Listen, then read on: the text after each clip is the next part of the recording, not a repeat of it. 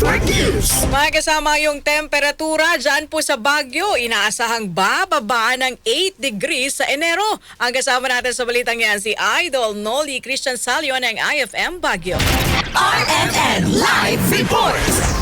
Sa pagsapit ng Christmas season sa lungsod at sa pagdagsa ng mga turista, patuloy naman ang pagbaba ng temperatura sa Baguio City. Ayon sa Weather Bureau, nananatiling nasa normal na saklaw ang temperatura sa lungsod ng Baguio, ngunit inaasahang bababa ito sa 8 degrees Celsius o mas mababa pa pagsapit ng Enero sa susunod na taon. Ayon kay Engineer Larry Esperanza, Chief Weather Specialist ng Pag-asa Baguio, ang kasalukuyang minimum na temperatura ay aabot sa 15 hanggang 16 degrees Celsius habang ang maximum naman ay aabot sa 28 hanggang 29 degrees Celsius. Samantala sa mga karatig lugar gaya ng Atok, Benguet, aasahan naman ang mas mababa pang temperatura na aabot naman sa 5 to 7 degrees Celsius na maaaring magdulot ng problema sa mga sakahan dahil sa banta ng andap. Ipinunto naman ng Weather Bureau na ang pinakamababang naitalang temperatura sa Baguio City ay 6.3 degrees Celsius noong 1961. Bagaman hindi inaasahan sa 2026, ang climate change ay nagpapataas ng posibilidad ng matinding init sa lungsod sa susunod na taon. Kasama mo mula dito sa 103.9